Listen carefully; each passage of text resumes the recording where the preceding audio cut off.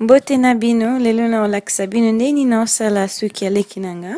Nazosala ye modele moko nalingaka mingi, eza simple, ezwanga kaka 5 minutes.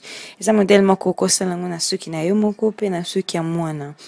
Nazo utiliser kaka serre-poignet na huile d'olive po epesa ngo mwa engengisa suki mwa muke.